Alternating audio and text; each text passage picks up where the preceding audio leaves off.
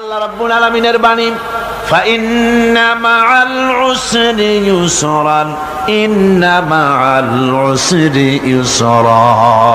আল্লাহ পাক বলেন জেনে রাখো, দুঃখ এবং কষ্টের সাথে রয়েছে সুযোগ আর সুবিধা, আর অসচ্ছলতার সাথে রয়েছে উদার সচ্ছলতা। জোরে কোন সুবহানাল্লাহ। কাজে ভয় পাওয়ার কারণ নাই, হতাশ হওয়ার কারণ নাই। মন আশায় বুক বেঁধে রাখো। গুনাহ করেছ, হতাশ হয়েও না। যুবকদের গুনাহ করা স্বাভাবিক।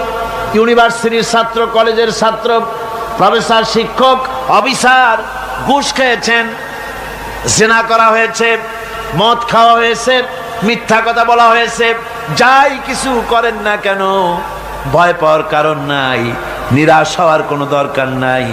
আল্লাহ পাক ডেকে বলেছেন, কুল ইয়া ইবাদিয়াল্লাযীনা আসরাফু আলা আনফুসিহিম লা তাকনাতু মির রাহমাতিল্লাহ।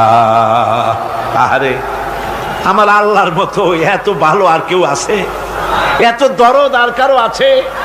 আমার আল্লাহ বলেন, ও নবী আপনি শুনায় দেন, হে আল্লাহর বান্দারা, তোমরা যারা নিজেদের উপরে বাড়াবাড়ি করেছো, নিজেদের উপরে জুলুম করেছো, অত্যাচার করেছো, আমি আল্লাহর রহমত থেকে নিরাশ হয়ে যেও না। মানুষ যদি অপরাধ করে, বাপের সাথে অপরাধ করেছে, মায়ের সাথে অপরাধ করেছে, মা বাবা সন্তানের চাইতে এত বড় কল্যাণকামী তো আর কেউ নাই, কিন্তু মা বাবা কোনোদিন বলে না আয় আমার ছেলে তোরে মাফ করে দেই, এরকম বলে নাকি? মন চায় ছেলে যদি মাপ চাইতো, খুশি হয়ে মাফ করে দিতাম, কিন্তু কেন যে আসে না, ডাকে না যে আয় মাফ করে দেই। মা বাপ আপনাকে এত ভালোবাসে, সেই মা বাপও আপনাকে বলে না যে আয় মাফ করে দেই। আমার আল্লাহ হচ্ছেন এমন আল্লাহ, আল্লাহ রাব্বুল আলামিন ডাকেন, এ বান্দা খুন করেছিস ফিরে আয়, জিনা করেছিস ফিরে আয়, হত্যা করেছিস ফিরে আয়, চুরি করেছিস ফিরে আয়, কুফরি করেছিস ফিরে আয়, সুদ খেয়েছিস, ঘুষ খেয়েছিস, মদ খেয়েছিস ফিরে আয়। এসে আমার দরবারে চোখের পানি ফেল, আমার দরবারে কাঁদাকাটি কর। ইন্নাল্লাহা ইয়াগফিরুয যুনুবা জামিআ ইন্নাহু হুয়াল গফুরুর রহিম। আমার দরবারে চোখের পানি ফেলে কাঁদ, আমি রব্বুল আলামিন জিন্দেগীর গুনাহ মাফ করে দেব। সুবহানাল্লাহ কোন, সুবহানাল্লাহ কোন। আমার কাছে কাঁদ, চোখের পানি ফেল। আল্লাহ রাব্বুল আলামিনের কাছে বান্দার দুইটা ফোঁটা বেশি প্রিয়। একটা হলো জিহাদের ময়দানে যে রক্ত ফোঁটা দেওয়া হয়, এটা আল্লাহর কাছে প্রিয়। আর আল্লাহর ভয়তে গুনার জন্য লজ্জা করে, অনুশোচনা করে বান্দা যখন চোখের পানি ছেড়ে দেয়, আল্লাহর কাছে এটা অত্যন্ত প্রিয়। নবীজি বলেছেন, বান্দা যখন গুনার ভয়তে, আল্লাহর ভয়তে, জাহান্নামের ভয়তে অনুশোচনা করে যখন চোখ দিয়া পানি ছেড়ে দেয়, ওই চোখের পানি নাকের অর্ধেক আসতে না আসতে আল্লাহ রাব্বুল আলামিন বান্দারে মাফ করে দেন। আল্লাহ বরদাস্ত করতে পারেন না যে বান্দা কান্দু। আমার ভাইরা, আল্লাহ রহমত এই পৃথিবীতে, আল্লাহ রহমতকে 100 ভাগ করা হয়েছে। আল্লাহ রহমতের কত ভাগ? এই 100 ভাগের 1 ভাগ সারা পৃথিবীতে ছড়াই দেওয়া হয়েছে। আর 99 ভাগ কার কাছে? আল্লাহর কাছে। একটা ভাগ দুনিয়া ছড়ানো হয়েছে আদম আলাইহিস সালাম থেকে নিয়ে এই পর্যন্ত, এখান থেকে নিয়ে কিয়ামত পর্যন্ত পৃথিবীতে যত মানুষ আসবে, যত প্রাণী আসবে, তাদের মধ্যে প্রাণী জগতেও গাবি তার বাছুরকে ভালোবাসে ঠিক কিনা, হাতি তার বাচ্চাকে ভালোবাসে ঠিক কিনা, মুরগি তার বাচ্চাকে ভালোবাসে কিনা, প্রত্যেক মাই তার সন্তানকে ভালোবাসে মানুষের মতো। এই ভালোবাসা, স্নেহ, এই মমতা, এই করুণা, এই মহব্বত একটা ভাগ দুনিয়ায় দেওয়ার পর আপনি আর আমি যতটুকুন ভাগে পেয়েছি সেই মহব্বতে, স্ত্রীর মহব্বতে অস্থির, মায়ের মহব্বতে অস্থির, সন্তানের মহব্বতে অস্থির। এখন চিন্তা করেন, একটা ভাগ সারা পৃথিবীতে বিতরণ করার পর যেটুক পেয়েছি তাতে যদি এত মহব্বত হয়, তাহলে এর 99 ভাগ মহব্বত যে আল্লাহর কাছে জমা আছে, এই বান্দার জন্য তার কত মহব্বত, এই বান্দার জন্য কত করুণা তার, কত মহব্বত তার, কত দয়া তার। এজন্য আল্লাহ রাব্বুল আলামিন বলেছেন, নাব্বি ইবাদি আন্নি আনাল গফুরুর রহিম। ও আমার নবী, সুসংবাদ দিয়ে দাও, বান্দাদেরকে শোনায় দাও যে আমি আল্লাহ তাআলা ক্ষমাশীল আর দয়াবান। হুজুর কাঁদতেছিলেন, হযরত ওমর রাদিয়াল্লাহু তাআলা আনহু এসে দেখেন হুজুর একা কাঁদতেছে। হুজুর জিজ্ঞেস করছেন, হযরত ওমর জিজ্ঞেস করলেন, হুজুর আপনি কাঁদেন কেন একা একা? হযরত ওমর বলেন, আমি যখন প্রশ্ন করলাম নবীজি বললেন, আমার কাছে কিছু আগে জিবরাইল এসেছিলেন, জিবরাইল এসে আমাকে বললেন আল্লাহ পাক বলেছেন, হে আমার নবী, ইসলামের ভিতরে থেকে যে সমস্ত মানুষগুলো ইসলামের ভিতরে থেকে চুল আর দাড়ি পাকায় দিছে, কিয়ামতের দিন এই লোকগুলারে আমি শাস্তি দিতে আমার শরম হবে। হযরত ওমর বলেন, হুজুর উম্মতের জন্য কত বড় খোঁজ খবর এটা, আর আপনি কাঁদতেছেন। হুজুর বলেন, ওমর তুমি জানো না আমার কান্নার কারণ ভিন্ন। আমার কান্নার কারণ হলো যে আল্লাহ রাব্বুল আলামিন কিয়ামতের দিন দাড়ি চুল পাকা বান্দারে শাস্তি দিতে শরম করবেন, সেই দাড়ি চুল পাকা বান্দাগুলি আল্লাহর সাথে নাফরমানি করতে শরম করে না। আমি এই লজ্জায় কাঁদতেছি। ভাইরা, হুজুর আল্লাহ পাক বলেন, ও আমার নবী, রাতের আধারে যখন একটা বুড়া আমার দরবারে হাত উঁচু করে, একটা বুড়া মানুষ রাতের আধারে যখন আমার দরবারে হাত উঁচু করে আর যখন বলতে থাকে, রব্বুল আলামিন আমার পেছনের জীবনটা বড় খারাপ করেছি, এমন কোনো কাজ জীবনে করি নাই যা তোমার কাছে কিছু দাবি করতে পারি, সব রকমের নাফরমানি করেছি, আজ আমি বুড়া হয়ে গেছি, কামাই করতে পারি না, ছেলে আমাকে চোখে দেখতে পারে না, পুত্রবধূ আমাকে ঘরে জায়গা দেয় না, আমার স্ত্রী আমাকে দেখতে পারে না, রোজগার করতে পারি না, হাঁটতে পারি না, চলতে পারি না, সবার কাছে আমি তিতা হয়ে গেছি, আমি দাঁড়াতে পারি না, কোমরে ব্যথা পাই, হাঁটুতে ব্যথা পাই, চলতে পারি না, কানে শুনতে পাই না, চোখে দেখতে পারি না, আর তোমার কাছে কিছু চাইয়া নেব এমন ভালো কাজও করি নাই। এইভাবে যখন বান্দা কাঁদতে থাকে আমার দরবারে, ও আমার হাবিব আমার রহমতের দরিয়ায় জোশ মেরে যায়, আমার শরম হয় এই বুড়াটারে কেমনে খালি হাতে ফিরাইয়া দেই। সুবহানাল্লাহ, সুবহানাল্লাহ। আমার আল্লাহর এত দয়া, আমার আল্লাহর এত মায়া, এত মহব্বত। আমার আল্লাহ রাব্বুল আলামিন বলেন, وَإِذَا سَأَلَكَ عِبَادِي عَنِّي فَإِنِّي قَرِيبٌ। ও আমার হাবিব, আমার বান্দা আমার ব্যাপারে প্রশ্ন করে, আমি বান্দার একদম নিকটে।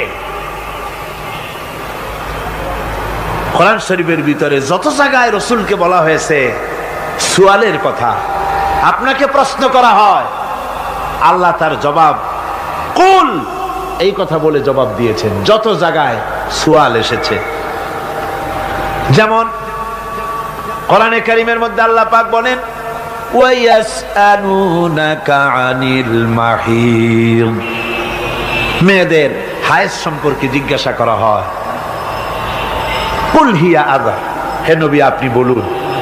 এভাবে করে কুল দিয়ে জবাব দেওয়া হচ্ছে। আবার প্রশ্ন করা হচ্ছে, ওয়ায়াসআলুনাকা আনিল আনফাল, এই গনিমতের মাল সম্পর্কে হুজুর আপনাকে, হে নবী আপনাকে প্রশ্ন করা হয়। আল্লাহ কুল দিয়া জবাব দিলেন, আল্লাহ বলেন আপনি বলেন।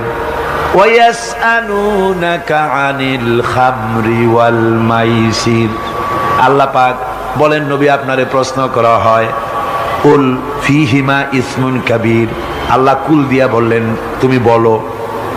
আবার বলা হলো ওয়ায়াসআলুনাকা আনিল আহিল্লা কুল হিয়া মাওয়াকিতু লিন্নাস।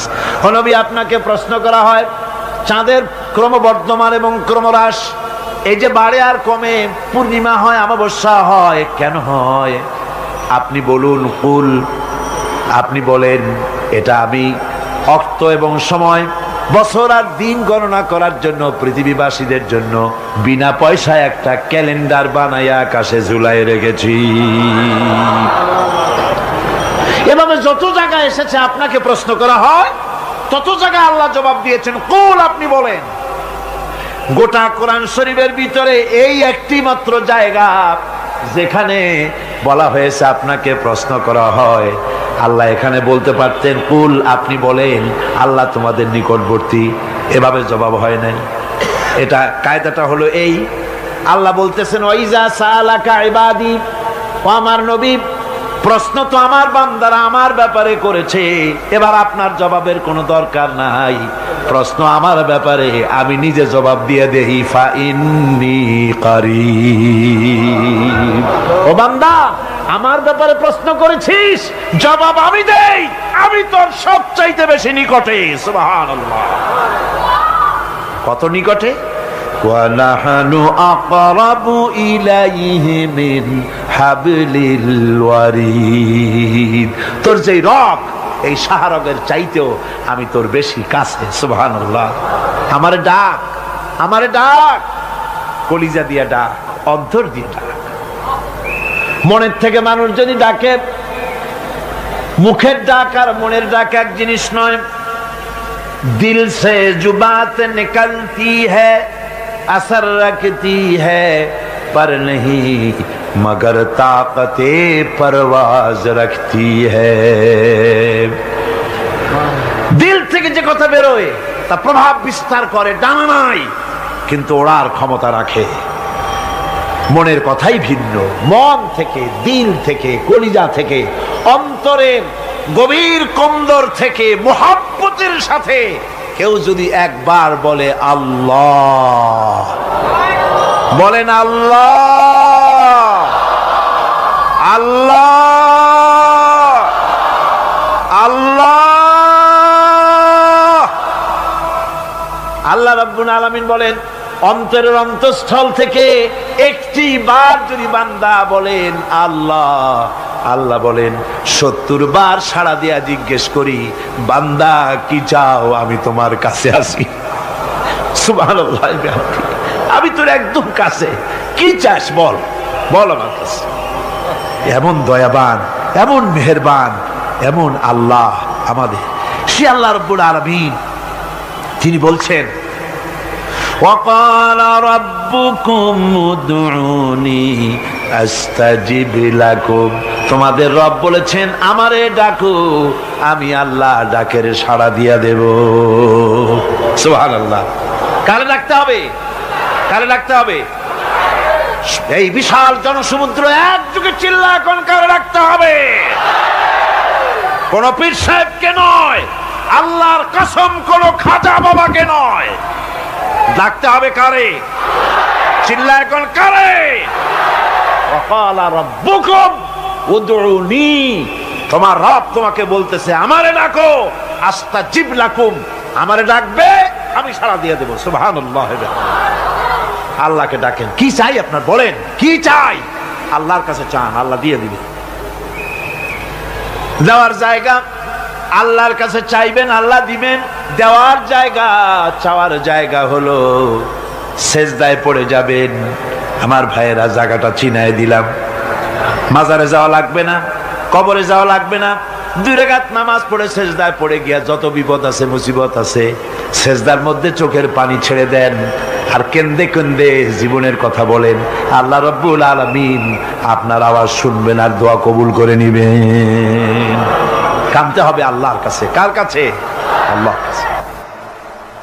সুম্মা ইস্তাগফিরুল্লাহ, আর এরপরে সে যদি আমি আল্লাহর কাছে ক্ষমা চাই, ইয়াজিদিল্লাহ গফুরার রহিমা, সে আমি আল্লাহকে গফুর এবং রহিম হিসাবে পাবে। সুবহানাল্লাহ। আল্লাহকে গফুর এবং রহিম হিসাবে পাওয়া যাবে। সব আল্লাহকে বলতে হবে, গুনাহ মাফ চাইতে হবে। এই জন্য হুজুর সাল্লাল্লাহু আলাইহি ওয়াসাল্লাম দৈনিক 100 বার তওবা পড়তেন। কোন হাদিসে আছে 70 বার, কোন হাদিসে আছে 100 বার তওবা পড়তেন। নামাজের পরে তো প্রত্যেক নামাজই পড়তেন হুজুর, সালাম ফিরাতেন আর সাথে সাথে বলতেন আল্লাহু আকবার, আস্তাগফিরুল্লাহ, আস্তাগফিরুল্লাহ, আস্তাগফিরুল্লাহ। মনে থাকবে আপনাদের? মনে থাকবে? সালাম ফিরাইয়া কি বলবেন? না, সালাম ফিরাবার সাথে সাথে বলবেন আল্লাহু আকবার, তারপরে পড়বেন আস্তাগফিরুল্লাহ, আস্তাগফিরুল্লাহ, আস্তাগফিরুল্লাহ। তওবা পড়বেন, আল্লাহর কাছে সবসময় গুনাহ মাফ চাইতে থাকবেন, বিনীত থাকবেন। আল্লাহকে পাওয়া যাবে, তাকে রহিম হিসেবে পাওয়া যাবে। সুতরাং ঈমান বিল্লাহ, আল্লাহর প্রতি ঈমান আনলে পরে চতুর্থ নম্বরের যে উপকারটা হবে সেটা হলো হতাশায় ভুগবে না, নিরাশায় ভুগবে না, আশায় বুক বেঁধে উঠবে, ঈমান মজবুত হবে, আল্লাহর কাছে মানুষ বিনয়ী হয়ে যাবে। এবার পঞ্চম নম্বরের উপকার আমি বলছিলাম, ঈমান বিল্লাহ, আল্লাহর প্রতি ঈমান আনলে পরে অসংখ্য উপকার হয়, অসংখ্য বৈশিষ্ট্য আছে।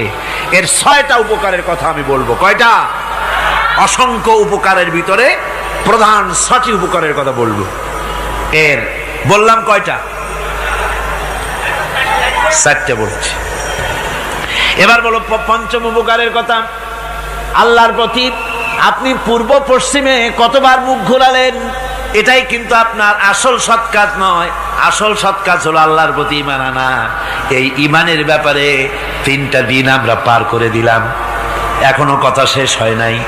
আল্লাহর প্রতি ঈমান আনলে পরে যে উপকারটা হবে পঞ্চম নম্বরে, সেটা হলো কঠোর এবং কঠিন বিপদের ভিতরে বান্দার ভিতরে অবিচলতা এবং ধৈর্যের সৃষ্টি হয়ে যাবে। আলহামদুলিল্লাহ। কঠিন বিপদ মুসিবত আসলে পরে সে অবিচল থাকবে। সারা দুনিয়ার বিপদ আপদ, শত্রুতা, দুঃখ, কষ্ট, মুসিবত, জুলুম, নির্যাতন সবকিছু পাহাড়ের মতো উঁচু হয়ে তাকে ঘিরে ফেলবে, কিন্তু তাকে এক চুলও নাড়াতে পারবে না। আলহামদুলিল্লাহ। সারা পৃথিবী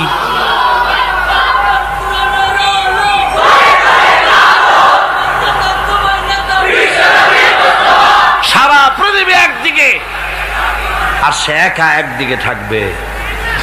বিরোধিতা তো হবেই, বিপদ তো আসবেই। কবি বলতেছেন, সাথে জাকা রহা হ্যায় अज़ल से ता इमरोज, सतेजा का रहा है अज़ल से ता इमरोज, चरागे मुस्तफावी से शरारे बुलहबीस। সে আবহমান কাল থেকে শুরু করে মুস্তাফা সাল্লাল্লাহু আলাইহি ওয়াসাল্লামের দীপ শিখার সাথে আবু জাহেল, আবু লাহাবের অগ্নিস্ফুলিঙ্গের টক্কর লেগেই আছে। রাসূলুল্লাহর আল্লাহর দেওয়া এই বিধান, এই দ্বীনের বাতিটা টিম টিম করে জ্বলেছে। আর গোরকি, টর্নেডো, হাজার হাজার মাইল বেগে হেরিকেন এসেছে, গোরকি এসেছে, টর্নেডো এসেছে, টাইফুন এসেছে, কিন্তু এই আলো নিবাইতে পারে নাই। সুবহানাল্লাহ। এই আলো নিবাতে পারে নাই। এই শত্রুতা চিরকালের, নিবাতে পারবে না। কারণ হচ্ছে আল্লাহ রাব্বুল আলামিন বলেছেন, ইউরিদুনা লিইউতফিউ নূরাল্লাহি বিআফওয়াহিহিম ওয়াল্লাহু মুতিম্মু নূরিহি ওয়ালাউ কারিহাল কাফিরুন। ওরা চায় মুখের ফু দিয়ে আমার আলোকে নিভিয়ে দেবে, কিন্তু আমি আমার আলোকে পূর্ণতা দান করব। তাতে কাফের বেঈমানদের কলজায় যত জ্বালা যন্ত্রণা হোক, আমার দ্বীন কেউ মিটাই দিতে পারবে না। সুবহানাল্লাহ। সুতরাং বিপদে অবিচলতা আসবে, সে অটল হবে, মজবুত হবে। কোরআনে কারীম বলতেছে, ওয়া কাযালিকা জাআলনা লিকুল্লি নাবিয়্যিন আদুওয়াম মিনাল মুজরিমিন। এই পৃথিবীতে এমনি করে আমি সকল নবীদের শত্রু বানিয়েছি, সব পাপিষ্ঠ অপরাধীদেরকে। নবীদের সাথে বিরোধিতা করেছে কারা? পাপিষ্ঠরা, অপরাধীরা। আজও খুঁজে দেখেন আজও ইসলামী আন্দোলনের বিরোধিতা যারা করে সবগুলি কি পাপিষ্ঠ? সত্য কি না কর? ইসলামী আন্দোলনের বিরোধিতা যারা করে হিসাব করে, চোখ দিয়ে তাকায় দেখেন, খুঁজে দেখেন তাদের নামগুলি। মদখোর, জিনাকার, বদমাশ, চোর, হাইজাকার, বেনামাজি, লুটেরা, মিথ্যাবাদী, সবচাইতে সমাজের নিকৃষ্ট লোকগুলি ইসলামের বিরোধিতা করে।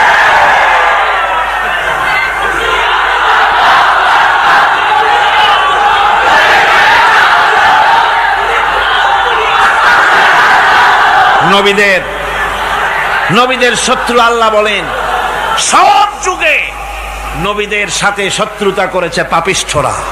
আল্লাহর কথা, কার কথা? সকল যুগে নবীদের সাথে শত্রুতা করেছে পাপিষ্ঠরা, নিকৃষ্ট ধরনের অপরাধীরা। সুতরাং নবী রাসূলদের অবস্থা যখন এই, তখন দ্বীনের দাওয়াত যারাই দেবে তাদের কিসমত এরকম হবেই। এই বাধার মোকাবেলা তাদেরও করতে হবে। এই যে বাধাটা আসে, এই যে মারে, অপরাধ কি? এই যে তারা চোর বা ডাকাত যাদের মারা হয়। আল্লাহ রাব্বুল আলামিন বলেন অপরাধ হলো ওয়ামা নাকামু মিনহুম ইল্লা আইয়ুমিনু বিল্লাহিল আজিজিল হামিদ। অপরাধ হচ্ছে ইমানদার লোকদের উপরে নির্যাতন চালিয়েছে, অন্য কোনো কারণে নয়। কারণ একটাই, তারা আল্লাহর জমিনে আল্লাহর দ্বীন প্রতিষ্ঠা করতে চেয়েছে, আর কোনো অপরাধ না। জমিন আল্লাহর, জমিন কার? এই বিশাল জনসমুদ্র গর্জে উঠুন একযোগে, বলুন জমিন কার? আইন চলবে কার? এখানেই সংঘর্ষ বেঁধেছে আবহমান কাল ধরে। মানুষ অত্যাচারিত হয়েছে, সাহাবায়ে কেরাম অত্যাচারিত হয়েছেন।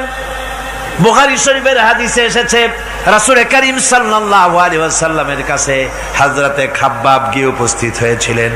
হযরতে খাব্বাব বলেন, হাদিসটা এভাবে লেখা হয়েছে বুখারীতে, ওয়ান খাব্বাব বিন আল-আরিদ রাদিয়াল্লাহু তাআলা আনহু قال شكونا إلى رسول الله صلى الله عليه وسلم وهو متوسد بردة له في ظل الكعبة। রাসূলুল্লাহর কাছে গেলাম, কাবা শরীফের কাছে গিয়া দেখি নবীজি একটা চাদর গায়ে দিয়ে তিনি আরাম ফরমাচ্ছিলেন কাবা শরীফের ছায়ায়। সেখানে গিয়ে বললাম, আলা তাস্তানসিরু লানা আলা তাদউ লানা ইয়া রাসূলুল্লাহ, হে আল্লাহর রাসূল, আপনি কি আমাদের জন্য আল্লাহর কাছে দোয়া চাইবেন না? আপনি কি আল্লাহর কাছে আমাদের জন্য সাহায্য চাইবেন না? আমাদের লোকগুলিকে, মুসলমানগুলিকে মারতে মারতে তো শেষ করে ফেলে দিল।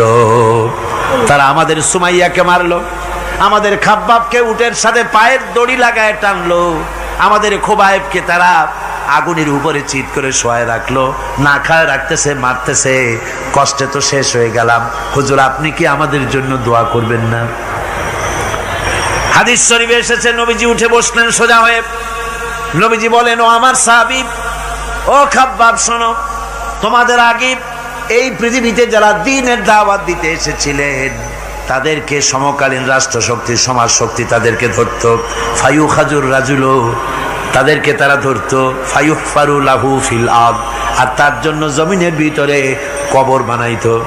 ওই কবর ফায়ুজালু ফিহা, ওই কবরের ভিতরে তাকে কোমর পর্যন্ত গেড়ে দিত। সুম্মা ইউতা বিল মানশার, এরপরে করাত আনতো। ফায়ুদাউ আলা রাসিহি, এরপরে ওই করাত তার মাথার উপরে রাখতো। ফায়ুজালু নিসফাইন, এরপরে করাত দিয়া চিড়ে জীবিত মানুষটারে দ্বিখণ্ডিত করে ফেলে দিত।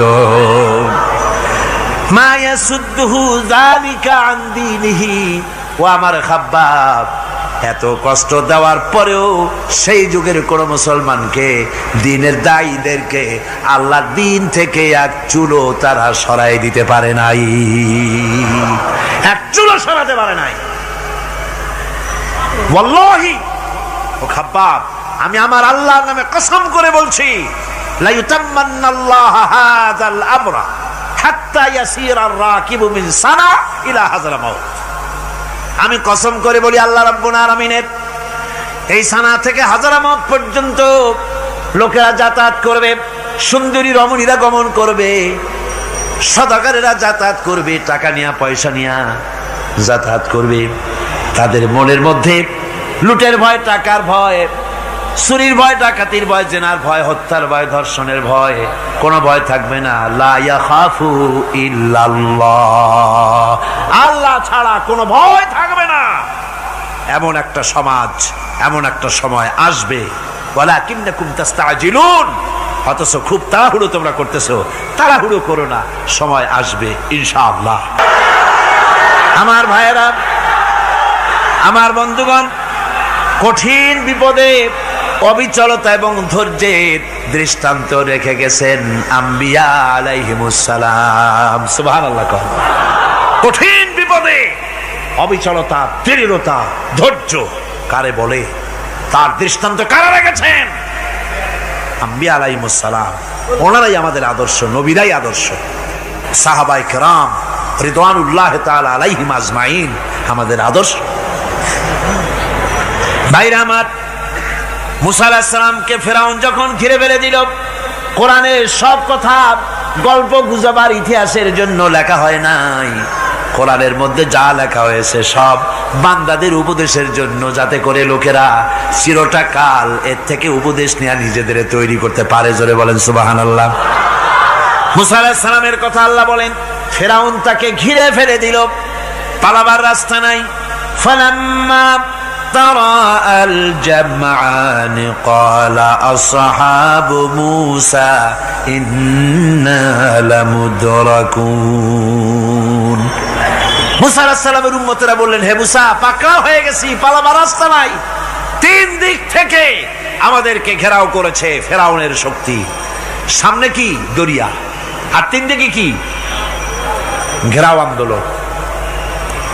পালাবার পথ নেই, পালাবার পথ নাই। সারাশি আক্রমণ, ঘেরাও আন্দোলন। এই যে ঘেরাও টেরাও তো আজকে নতুন নাই, ঘেরাও আসছে অনেক আগের থেকে। আসলে কথা বুঝতে পেরেছে? মাইক না থাকলে আমি কি করবো কন? আজকে এরকম হচ্ছে কেন? আগামীকাল ঠিক হবে ইনশাআল্লাহ, রাগ করেন না। গান হচ্ছে, বসেন বসেন। শয়তান ঢুকছে মাইকের মধ্যে। অনেক সময় হয় কি, মাইকের হাই পাওয়ারের যে মেশিন আছে, এর ভিতরে ইথার থেকে রেডিওর ওই গানগুলি ওর মধ্যে ঢুকে পড়ে। কথা বুঝতে পেরেছে? এই জন্য শয়তান তো আর বসে থাকে না, ওরও তো কিছু করার আছে। ধৈর্য ধরেন, ধৈর্য ধরেন। কালকে অপারেটরদেরকে মাওলানা শামসুদ্দিন সাহেবের কাছে অনুরোধ করব, অপারেটর একটু ভালো করে হেদায়েত করে দেবেন মাইকে। আজকে আমার নিজেরও কষ্ট হচ্ছে, আমিও বুঝতে পারছি না যে আমার কথাগুলি কি আওয়াজে বেরোচ্ছে, যার জন্য আমাকে বেশি চিল্লাইতে হচ্ছে। বক্তাকে কি লাউডে তার কথা বেরোচ্ছে তা তার কানে আসতে হয়, তাহলে বোঝা যায় যে আমার কথাগুলি কিভাবে বেরোচ্ছে। এটা এই অবস্থায় সিচুয়েশন আজকে নাই, এবং লোকেরাও মাইকের ব্যাপারে আজকে অভিযোগ করেছে, যা বিগত 16 বছরে করে নাই। সেটের ব্যাপারে কোথাও কোনো অসুবিধা হয়েছে? মাইকটা ভালো, এবং মাইক যারা দেন প্রতি বছর খেদমত করে, আল্লাহ তাদের প্রতি রহম করুন। সবাই বলেন আমিন। এদেরকে রাগ করে পথে পাই আবার মারধর করেন না। সিলেটের যে তাফসির মাহফিল হয়, বিগত 19 বছর তাফসির করেছি একটানা, এবার 20 বছর পুরো হবে ইনশাআল্লাহ। সিলেটে একটানা 20 বছর তাফসির করতেছি সেখানে। তো মাইক, একটা লোক বিনা পয়সায় মাইক দেয়, মাইকের ভাড়া সে নেয় না। তাফসিরে মাহফিলের মাইকের ভাড়া নেয় না। যে বছর এরশাদ সরকার আমাকে প্লেন থেকে নামতে দিল না, আপনাদের মনে আছে? সিলেট থেকে ফিরাই দিল। এই খবরটা মাইকম্যান যখন শুনেছে যে আমাকে নামতে দেয় নাই, ফিরাই দেওয়া হয়েছে, সাথে সাথে স্ট্রোক করেছে, হার্ট ফেল করে দুনিয়া থেকে বিদায় হয়ে গিয়েছে। সিলেটে তাফসির হতে পারবে না, এই কথা সে বরদাস্ত করতে পারে না। আমি কেঁদেছি আর দোয়া করেছি, আল্লাহ, কোরআনের মহব্বতে লোকটার এই অবস্থা হলো, তোমার জান্নাত তুমি দয়া করে তাকে দান করে দিও। কাজে কোনো ব্যবসায়ী চায় না যে তার ব্যবসাটা খারাপ হোক, লোকেরা মন্দ বলুক। এ মাইকের ব্যাপারে আপনারা আজকে রাগারাগ করেন না, যা হয়েছে কালকে ভালো হবে ইনশাআল্লাহ। সবাই বলেন ইনশাআল্লাহ। এখন চলেন আমরা ফেরাউনের অবস্থা দেখি গিয়া কি করতেছে ফেরাউন। মুসা আলাইহিস সালামকে ঘেরাও করে ফেলেছে, পালাবার উপায় নাই। একদিকে দরিয়া, তিন দিকে ফেরাউনের শক্তি। এই যে ঘেরাও টেরাও মানে নতুন তো না, ধর্মঘট নতুন না, পুরানা জিনিস। এই পৃথিবীতে সর্বপ্রথম ধর্মঘট কিসের উপরে হয়েছে জানেন? এই পৃথিবীর প্রথম ধর্মঘট হয়েছে পেঁয়াজ রসুন আর ডাইলের উপরে, মুসা আলাইহিস সালামের জামানায়। লান নাসবিরা আলা তুআমিন ওয়াহিদ, আমরা এক রকমের খাদ্য আর খাবো না, আমাদের পেঁয়াজ দেওয়া লাগবে, ডাল দেওয়া লাগবে, রসুন দেওয়া লাগবে। সর্বপ্রথম ধর্মঘট হয় মুসা আলাইহিস সালামের জামানায়, সেখান থেকে শুরু হয়েছে। কিন্তু মশাল মিছিল যে আসলো কই থেকে এইটা আমি খুঁজে পাইনি। পরে প্রত্যেকটা জিনিসের তো ইতিহাস আছে, আমি খুঁজতে খুঁজতে পেলাম। আমি জানি না এর ইতিহাস মূলে কোথায়, কিন্তু আমি যদ্দূর খুঁজে পাইছি সেটা হলো মশাল মিছিলের আবিষ্কার হয়েছে লঙ্কায় রাবণের সময়। হনুমানের লেজে আগুন দিয়া তারপরে লঙ্কা কাণ্ড ঘষালো, নামই আছে লঙ্কা কাণ্ড। হনুমানেরা লেজে আগুন দিয়ে রাবণ যে লঙ্কায় মশাল মিছিল করেছিল হনুমানরে দিয়া, ওই হনুমানের ওই সিস্টেমটা এখনো আমাদের দেশে চালু আছে। এইটা আসলে কোন ভদ্রলোকের এই মিছিল হওয়া উচিত না। আগুন নিয়ে কিসের মিছিল? আগুন হলো জাহান্নামের প্রতীক। আগুন কিসের প্রতীক? জাহান্নামের প্রতীক। যদিও আমাদের উপকারে লাগে, কাজে লাগে। সুতরাং আমরা যা করব প্রত্যেকটা জিনিসের পেছনে সুন্নতে নববীর কোনো না কিছু থাকতে হবে। কথা বুঝতে পেরেছেন? তিন দিক থেকে ঘেরাও হয়ে গেছে, পালাবার কোনো রাস্তা। হযরতে মুসা আলাইহিস সালামের কাছে উম্মতরা বললেন, পালাবার তো কোনো পথ নাই, এখন উপায়টা কি? আমাদের তো আর উপায় নাই। মুসা আলাইহিস সালাম দেখেন বিপদে পড়ে গেছেন, কিন্তু ধৈর্য হারান নাই, ভয় পান নাই। ভয় পাইছিলেন? ভয় পেয়েছেন? প্রশ্নই ওঠে না। মুসা আলাইহিস সালাম আল্লাহ পাক যাদেরকে বলেছেন উলুল আযম রাসূল, যাদের বলেছেন তার মধ্যে হযরত মুসা একজন উলুল আযম পয়গম্বর। চারটিখানি কথা না, আল্লাহ কথা বলছেন তার সাথে, কালিমুল্লাহ তিনি। সুবহানাল্লাহ। কর মুসা আলাইহিস সালাম শোনালেন, কাল্লা ইন্না মাইয়া রাব্বি সায়াহদিন। কখনো নয়, আমার উম্মতেরা ভয় পেও না, আমার রব অবশ্যই আমাকে পথ দেখাবে। সুবহানাল্লাহ। তিন দিক থেকে শত্রু, একদিকে দরিয়া, পালাবার কোন রাস্তা নাই। সেখানে দৃঢ়তার সাথে তিনি বলছেন, অবশ্যই আমার আল্লাহ আমারে পথ দেখাবে। সুবহানাল্লাহ।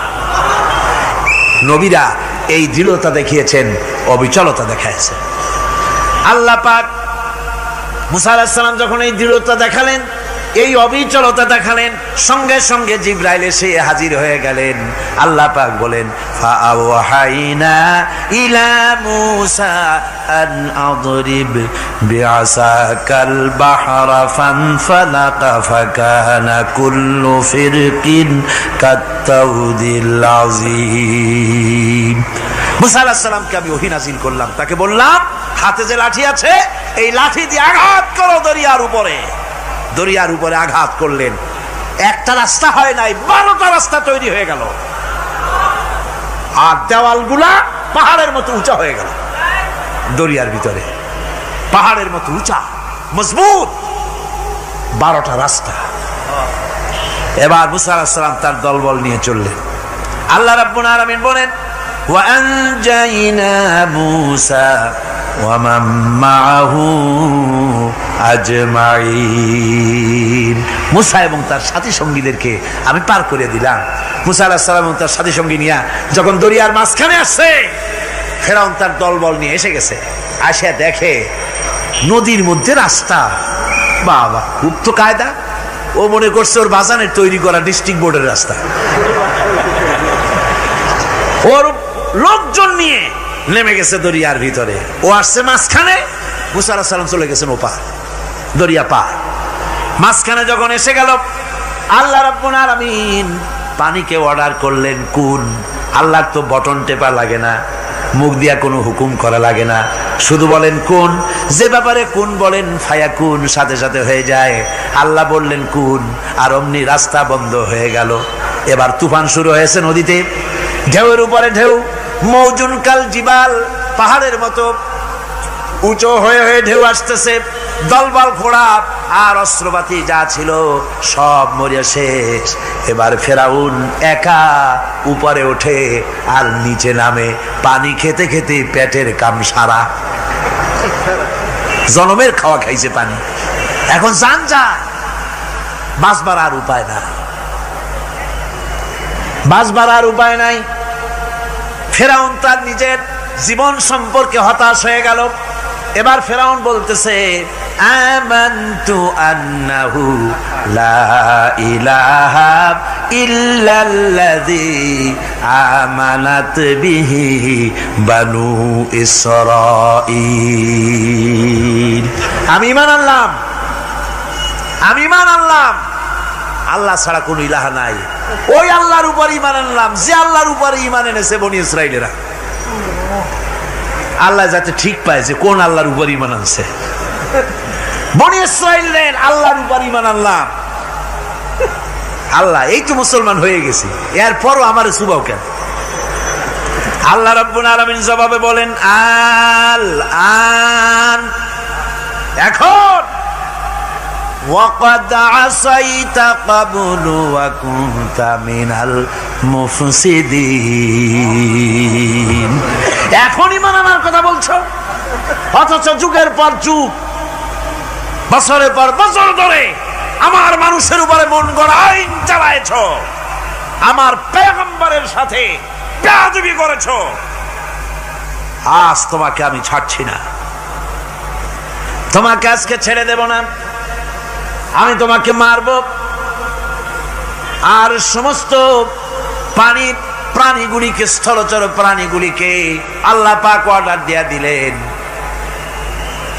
এই ফেরাউনের লাশকে ডুবাবি না, পচাবি না, খাবি না। আল ইয়াউমা নুনাজ্জিকা বিবাদানিক, আমি তোমার শরীরে বাঁচায় দেব। পোকে খাবে না, পানিতে পচবে না, মাছে খাবে না, কুমিরে খাবে না, দুনিয়ার কোনো পশুতে খাবে না। আমি তোরে শুটকি বানাইয়া রাখবো, যাতে করে দুনিয়ার সমস্ত ফেরাউন যত যুগে যুগে আসে তোরে দেখে যেন হেদায়েত নিতে পারে। ফেরাউনকে আল্লাহ শুটকি বানায় রাখছে। আমি ফেরাউনদের লাশ দেখেছি ব্রিটিশ মিউজিয়ামে। ফেরাউন তো একটা না, অনেকগুলা। আসলটারে অবশ্য দেখিনি। ব্রিটিশ মিউজিয়ামে ওই ফেরাউনগুলার লাশ যখন অসুবিধা হয়, মমিগুলি, তখন ইংল্যান্ডে নিয়ে যায় চিকিৎসা করাবার জন্য।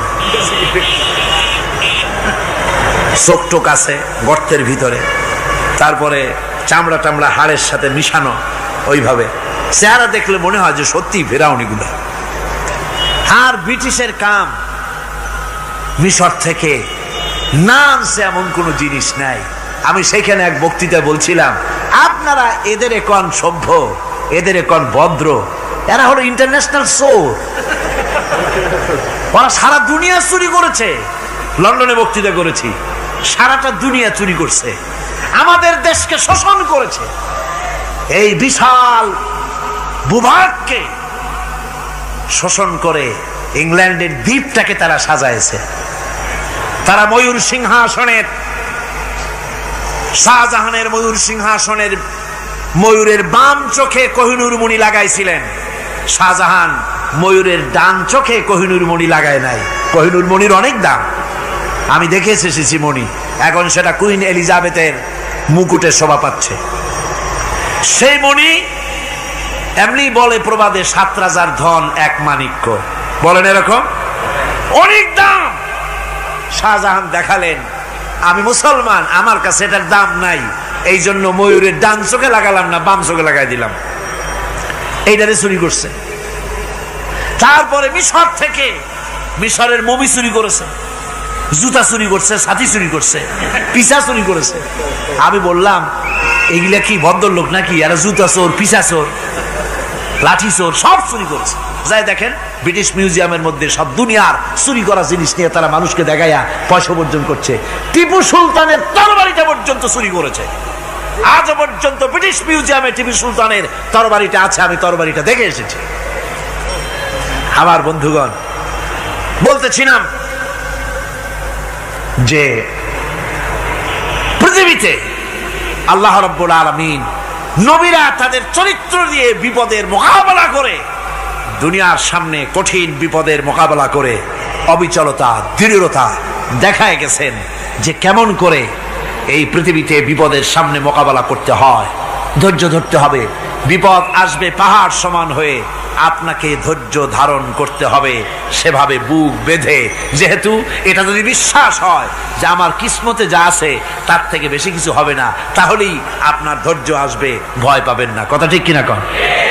এবারে হযরত হুদ আলাইহিস সালাম সম্পর্কে আল্লাহ রাব্বুল আলামিন বলেন, হযরতে হুদকে যখন ষড়যন্ত্র হলো কাফির বেঈমানেরা তাকে মেরে ফেলার জন্য যখন সরকারি ষড়যন্ত্রে লিপ্ত হয়ে গেল, হযরতে হুদ সমাজের এই চ্যালেঞ্জের মোকাবেলা করলেন। হযরত হুদ বলেন, ফাকিদুনি জামিআন সুম্মা লা তুনজিরুন ইন্নী তাওয়াক্কালতু আলাল্লাহি রাব্বি ওয়া রাব্বিকুম। তোমরা তোমাদের ষড়যন্ত্র আমার বিরুদ্ধে যত পারো আমার বিরুদ্ধে ষড়যন্ত্র চালাও, এতটুকুন আমার অবকাশ দিও না। আমি এমন আল্লাহর উপরে ভরসা করেছি যার হাতের ভিতরে তোমাদেরও জান আর আমারও জান। যা পারো তাই করো। সরকার সমস্ত শক্তি একত্রিত হয়ে আমার মোকাবেলা করো। একদিকে হুদ আলাইহিস সালাম, আর একদিকে গোটা জাতি। হযরত হুদ ভয় পায় নাই। সুবহানাল্লাহ খান। ঈমান বিল্লাহ মানুষের কলিজাকে এভাবে শক্ত করে দেয়। কোন আলহামদুলিল্লাহ। এবারে এই বিপদের, কঠিন বিপদের মোকাবেলা করে আমার রাসূল যে প্রমাণ দিয়া গেলেন, আমার রাসূল যে কঠিন বিপদের মোকাবেলা করলেন, ভাইরা আমার, হিজরতের রাতে সওর পাহাড়ের ভিতরে যখন তিনি আশ্রয় নিলেন, হযরতে আবু বকর সাথে ছিলেন। হযরতে আবু বকর রাদিয়াল্লাহু তাআলা আনহু বলেন, হুজুর আপনি দাঁড়ান, এটা তো পাহাড়িয়া গুহা, গুহার ভিতরে সাপ থাকতে পারে, বিচ্ছু থাকতে পারে, আমি আগে ঢুকি, বিপদ যদি হয় আমার উপর থেকে হয়ে যাক। গুহার ভিতরে নেমে গুহা সাফ করলেন। এরপরে হুজুরকে ডাকলেন, হুজুর তাশরীফ নিলেন গুহার ভিতরে। এরপরে হুজুর বললেন, আবু বকর পাহাড়ে হেঁটে হেঁটে 2-3টা পাহাড় পাড়ি দিয়া যাওয়া লাগে সোর পাহাড়ে। মদিনার সোজা রাস্তা হুজুর ধরেন নাই, মেসফালার পথ দিয়া জাবালে খেদোয়ার উপর দিয়া 3টা পাহাড় পাড়ি দিয়া তারপরে হুজুর গেলেন সোর পাহাড়ে। গুহার ভিতরে হুজুর তাশরীফ নিলেন। বললেন, আবু বকর তুমি বসো, তোমার উরুর উপরে মাথা রেখে আমি একটু আরাম করি। হযরতে আবু বকর বসলেন, হুজুর তার উরুর উপরে মাথা রেখে ঘুমায় গেলেন। আর এরপরে কাফির বেঈমানেরা তালাশ করতে করতে কাফেরেরা এসে গেল পায়ের চিহ্ন দেখে দেখে গর্তের কাছে। হযরত আবু বকর ভয়তে কেঁদে ফেললেন, আহারে আর তো উপায় নাই, এবার তো ধরা পড়ে গেছি, এবার নবীজিকে মেরে ফেলে দেবে। নবীর মহব্বতে, নিজের মহব্বতে নয়, নবীর মহব্বতে কাঁদতেছিলেন। হুজুর বলেন, হুজুরের ঘুম ভেঙে গেল। বলো, আবু বকর কাঁদো কেন? ছেলের কথা, মেয়ের কথা, বিবির কথা, বাড়ির কথা মনে পড়লো নাকি? হযরত আবু বকর বলেন, ইয়া রাসূলুল্লাহ, আল্লাহর কসম করে বলি, যেদিন ঈমান এনেছি এই কলিজার ভিতরে মা বাপ, স্ত্রী, পুত্র, পরিজন, এমনকি আমার নিজের জীবনের চাইতে আপনারে বেশি ভালোবাসি। তা কাঁদো কেন? কাঁদো কেন? হযরত আবু বকর বলেন, হুজুর ধরা পড়ে গেছি, কাফেররা এসে গেছে গর্তের কাছে, তাকালি আমাদের দেখতে পাবে, আমরা তো মাইনরিটি, ওরা তো মেজরিটি, আমরা তো ধরে মারি ফেলাই দেবে, আপনাকে মেরে ফেলে দেবে, এই জন্য কাঁদি। আল্লাহ রাব্বুল আলামিন হুজুর তখন কি দৃঢ়তা, কি অবিচলতা, কি ধৈর্যের পাহাড় সম মনোবৃত্তি তখন দেখালেন। আল্লাহ কোরআন শরীফে চিরকাল যাতে মানুষেরা হেদায়েত নিতে পারে সেজন্য হুজুরের কথা উঠায় দিলেন কোরআনে। আল্লাহ পাক বলেন, ইযহুমা ফিল গার ইয ইয়াকুলু লিসাহিবিহি লা তাহজান ইন্নাল্লাহা মা'ানা। ও বন্ধু, ভয় পেও না, আল্লাহ আমাদের সাথে আছেন। সুবহানাল্লাহ। আল্লাহ আমাদের সাথে আছেন। আমরা মাইনরিটি নই, আমরাই মেজরিটি।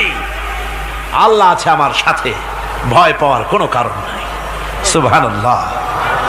আল্লাহ পাক বলেন, فأنزل الله سكينته عليه وأيده بجنود لم تروها। আমি এদের অন্তরের ভিতরে আমি শান্তি নাজিল করে দিলাম, প্রশান্তি দিয়া দিলাম, আর আমি সাহায্য করলাম, আর এমন সব সৈন্য পাঠায় দিলাম যে সৈন্যগুলি তোমরা দেখতে পাও নাই। সুবহানাল্লাহ ওয়া বিহামদিহি। ভাইরা আমার, রাসূল করিম সাল্লাল্লাহু আলাইহি সাল্লাম এই বিপদের মাঝে, চরম বিপদের মাঝে অবিচলতা, দৃঢ়তা, কঠিন আত্মনির্ভরতা দেখিয়েছেন। এগুলি হলো ঈমানের পঞ্চম নম্বরের উপকারিতা। আল্লাহর প্রতি ঈমান আনলে এভাবে পাহাড় সম ঈমান মজবুত হয়ে যায়। জেলের পরোয়া করি না, ফাঁসির পরোয়া করি না, শহীদ হওয়ার পরোয়া করি না, মেরে ফেলে দেবে, উড়ায় দেবে, হত্যা করবে, পরোয়া করি না। পরোয়া করি কেবলমাত্র কাকে? জোরে বলেন কারে?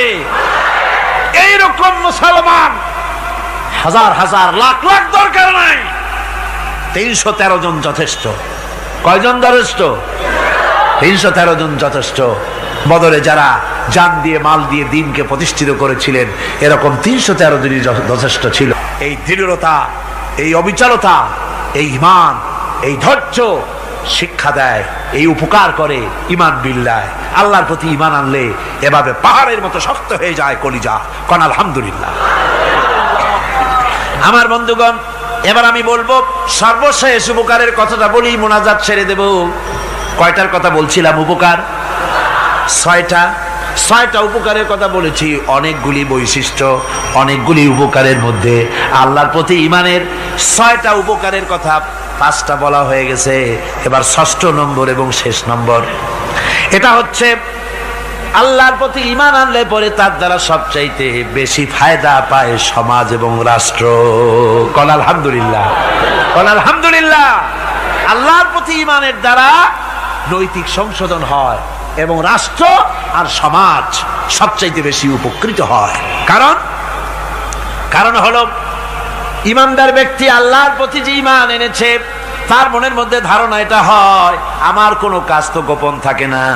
ইন্নাল্লাহা লা ইয়াখফা আলাইহি শাইউন ফিল আরদি ওয়ালা ফিস সামা। আল্লাহর কাছে গোপন বলতে কিছু নাই, আকাশেও নাই, জমিনেও নাই, কোনো কিছু গোপন নাই। সুতরাং আমি যা করি সব আল্লাহ দেখেন এবং শোনেন। এমনকি মানুষ যে কল্পনা করে, সে কল্পনাও আল্লাহ টের পায় না, নাকি? টের পায় কিনা? ওয়াইন তুবদু মিন আনফুসিকুম আও তুখফুহু ইউহাসিবুকুম বিহিল্লাহ। মনের ভিতরে যে কল্পনা করো, আল্লাহ পাক বলেন এ কল্পনারও হিসাব আমি রব্বুল আলামিন তোমার কাছ থেকে নেব। ফায়ুআযযিবু মান ইয়াশাউ, যারে খুশি শাস্তি দেব, আর যারে খুশি আমি মাফ করে দেব। জোরে বলেন সুবহানাল্লাহ। ফায়াগফিরু লিমান ইয়াশা ওয়া ইউআযযিবু মান ইয়াশা, যারে খুশি মাফ করব, যারে খুশি শাস্তি দেব, কল্পনারও হিসাব নেব। এই কথা মুমিনের যদি জানা থাকে, তাহলে আর তার কোনো চিন্তা থাকে না, তার নৈতিক চরিত্র ভালো হয়ে যায়। কোন সুবহানাল্লাহ। আমার বন্ধুগণ, ঈমানদার লোক, আল্লাহর প্রতি ঈমান আসলে পরে সমাজ উপকৃত হয়, রাষ্ট্র উপকৃত হয়ে যায়। যেহেতু বান্দা জানে আমি দায়িত্বহীন কোনো কথা বলতে পারবো না, দায়িত্বহীন কোনো কাজ করতে পারবো না। আল্লাহ পাক বলেছেন, মা ইয়ালফিযু মিন কাউলিন ইল্লা লাদাইহি রাকীবুন আতীদ। বান্দা এমন কোনো কথা বলে না যে কথা আমার ফেরেশতারা রেকর্ড করে না রাখে। কাজী মুমিন ব্যক্তি আল্লাহর ভয়তে দায়িত্বহীন কথা বলবে না। নির্বাচন আসতে পরে রাস্তা সোনা দিয়ে বান্ধায় দেব, এই করব সেই করব, না খাইয়া কেউ মরবেন না। আসে না নির্বাচনের সময় সেরাগালি বদনারা মঞ্চে দাঁড়িয়ে কত বড় বক্তৃতা করে, ভাইয়ের আমার, বোনের আমার, এবার আমার বোতল মার্কা বাক্স, আপনারা আমাকে ভোট দিয়ে দেশ এবং জাতির আরেকবার 12:30 বাজাইবার সুযোগ দিন। এবার ক্ষমতায় গেলে কেউ না খাইয়া মরবেন না, কিন্তু কি খাইয়া মরবে তাও বলে না। এর মারফতি অর্থ হচ্ছে এই, ওরা যদি ক্ষমতায় যেতে পারে তাহলে বিষ খাইয়া হোক, গুলি খাইয়া হোক, কিছু না কিছু খেয়ে মরতে হবে। একেবারে খালি পেটে মরলে গ্যাস্ট্রিক হওয়ার সম্ভাবনা আছে। ঈমান বিল্লাহ যদি না থাকে, আল্লাহর ভয় যদি না থাকে, তাহলে দায়িত্বহীন কথা বলে। আর আল্লাহর ভয় যদি থাকে, তাহলে নৈতিকতার সংশোধন হয়ে যায়, দায়িত্বপূর্ণ কথা বলে, মানুষকে ফাঁকি দেয় না। আমার বন্ধুগণ, আল্লাহ রাব্বুল আলামিন তার বান্দা যারা আল্লাহকে ভয় করে, সে ভয় করা বান্দাগুলির মনের মধ্যে এই চিন্তা এসে যায়, আমি যেখানে থাকি না কেন আল্লাহ আমাকে দেখতেছেন, শুনতেছেন। রাতে হোক দিনে হোক, যেখানে আছি আল্লাহ আমারে দেখতেছেন। আল্লাহ পাক বলতেছেন, ওয়া হুয়া মাআহুম ইজ ইউবাইতুনা মা লা ইয়ারদা মিনাল কওলি ওয়া কানা আল্লাহু বিমা ইয়ামালুনা মুহীতা। আল্লাহ পাক বলেন, আমি তো আমার বান্দার নিকটে তখনও থাকি যখন সে গোপনে গোপনে রাতের বেলায় আমার মর্জির খেলাফ পরামর্শ করে। আমার মর্জির খেলাফ পরামর্শ করতেছে রাত্রে, আমি তো তখনও কাছে থাকি, ওটা আমি শুনি। ঈমান যদি আসে, তাহলে এই সব কাজ থেকে সে বিরত থাকে। সে যদি কম হয় সেখানেও আল্লাহ, বেশিও যদি হয় সেখানেও আল্লাহ। এমন কোন জায়গা আছে নাকি চিটাগংয়ে যেখানে আপনি একটা আকাম করবেন আর আল্লাহ টের পাবে না? কোন আছে নাকি? আচ্ছা, চট্টগ্রামে না থাকুক, বাংলাদেশের কোন জায়গা আছে নাকি? পার্বত্য চট্টগ্রামে যত পাহাড় আছে, উঁচু নিচে জায়গা আছে, ওই জায়গায় বোধহয় আছে নাকি? সারা পৃথিবীতে আছে কোথাও? আল্লাহকে ফাঁকি দেওয়ার জায়গা কোথাও? সব স্পষ্ট। আল্লাহ কি ঘুমায় নাকি? ঘুমায়? তার কাছে দিনও যায়, রাতও তাই। সমানে তিনি দেখতে পান, শুনতে পান, সবকিছু দেখতে পান, সবকিছু শুনতে পান। তাকে ফাঁকি দেওয়ার কোনো উপায় নাই। এই জন্য ৬ষ্ঠ নম্বরের উপকার যেটা হয়, সেটা হলো সমাজ উপকৃত হয় ওই মানুষ দিয়ে যার মধ্যে ঈমান আছে। হযরত ওমর রাদিয়াল্লাহু তাআলা আনহু রাতের আধারে শেষ রাত্রে ঘুরতেছিলেন, দেখেন এক বাড়িতে কথা হচ্ছে, কথাবার্তার আওয়াজ পাওয়া যায়। মনে করলেন কোন অসুখ বিসুখ নাকি। ঘরে গিয়ে কান পাচ্ছেন দেওয়ালের সাথে, শুনতে পাচ্ছেন ভিতরে বুড়ি মা তার মেয়েকে বলছে, এই মেয়ে ওঠ, উটের দুধ দোয়াই নিয়ে আসছি, এর মধ্যে পানি মিশা, তারপর সকালে বাজারে নিয়ে যা। মেয়ে বলছে, মা এই কামটা আমি পারবো না। কেন পারবি না? হযরত ওমর ফরমান জারি করেছেন, দুধে পানি মিশাতে নিষেধ করেছে, কাজে এই কাজটা আমি পারবো না। আরে বেটি, আমিরুল মুমিনিন দেখ এখন কোথায় যাই, ঘুমায় আছে, সে কি দেখতেছে নাকি যে পানি মিশাই না কি মিশাই? মেয়ে বলতেছে, মা আমিরুল মুমিনিনকে ফাঁকি দেওয়া যেতে পারে, তার পুলিশ বাহিনীকে ফাঁকি দেওয়া যেতে পারে, কিন্তু আল্লাহ রাব্বুল আলামিনের চোখকে ফাঁকি দেওয়া যাবে না। হযরত ওমর এই কথা শুনে বাড়ি চলে গেলেন, আর নিজের ছেলেকে ডেকে বললেন, ছেলে আমার, অমুক জায়গায় একটা বাড়ি আছে, আর সেখানে একটা যুবতী মেয়ে আছে, ওই মেয়েটার বিয়ে হয়েছে কিনা শোনো, যদি বিবাহ না হয়ে থাকে তুমি তোমার নিজের বিয়ের প্রস্তাব দাও। আমিরুল মুমিনিন এই মেয়েটা সুন্দরী কেমন, স্বাস্থ্য কেমন কিছুই দেখলেন না, দেখলেন তাকওয়া। কি দেখলেন? আল্লাহর ভয়। আল্লাহর ভয় যখন একটা জাতির মধ্যে আসে, পুলিশ লাগে না, পুলিশের কাজ কমে যায়।